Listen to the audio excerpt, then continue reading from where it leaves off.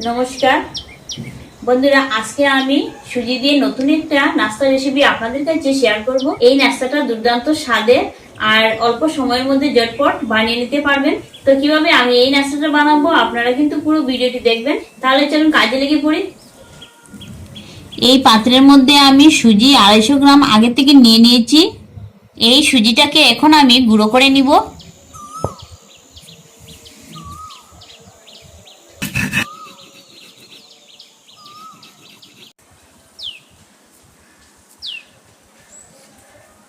তো সুজিটা আমি বেটে নিয়েছি।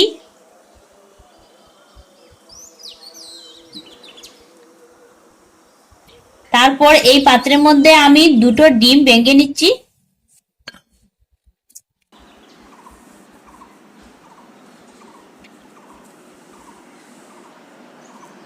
প্রথমে ডিমটা ভালো মতো ফেটিয়ে নিব।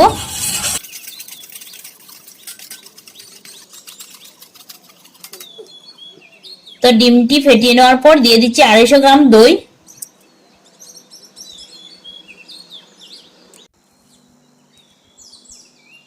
পরিমাণ মতো নুন, তারপর চিনির গুঁড়ো 2 টেবিল চামচ।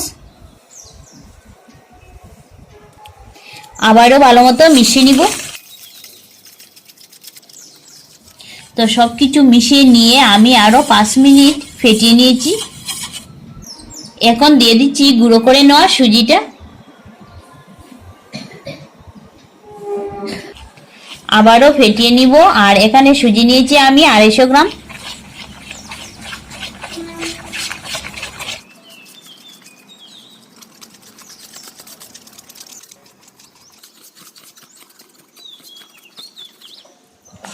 এতটুকু ঘন করে একটা ব্যাটার তৈরি করে নিয়েছি। এবারে 5 মিনিটের জন্য আমি রেস্টে রেখে দিচ্ছি। তো 5 মিনিট পর চাপাটা সরিয়ে নিচ্ছি। এখন আমি এর মধ্যে হাফ চা চামচ বেকিং পাউডার দিয়ে দিচ্ছি। ভালো মতো মিশিয়ে নিব।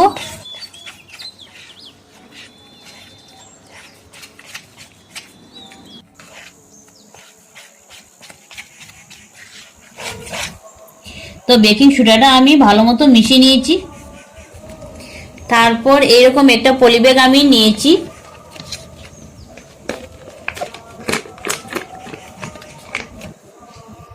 এখন এর মধ্যে আমি সুজির ব্যাটারটা দিয়ে দিচ্ছি।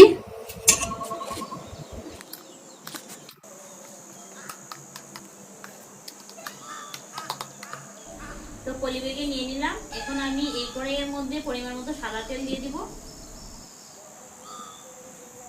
তেলটা হালকা গরম হয়ে গিয়েছে। এখন আমি ওই ব্যাটারটা কড়াইয়ের মধ্যে দিয়ে দিচ্ছি এইভাবে।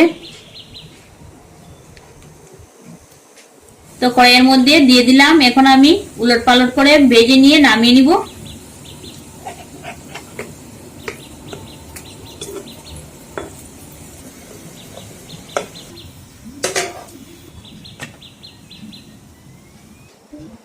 তো সবগুলো আমি ভেজে নিয়েছি আর গরম গরম পরিবেশন করে নেওয়ার জন্য একদম রেডি।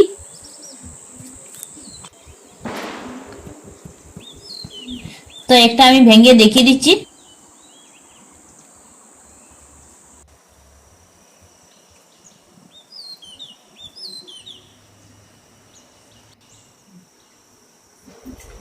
তো ইউনিক একটা নাস্তা, সত্যি খুব সুন্দর লাগছে খেতে।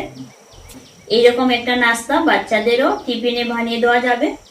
তো আমার এই নাস্তার রেসিপিটা আপনাদের কাছে কেমন লাগলো কমেন্টের মাধ্যমে জানাবেন।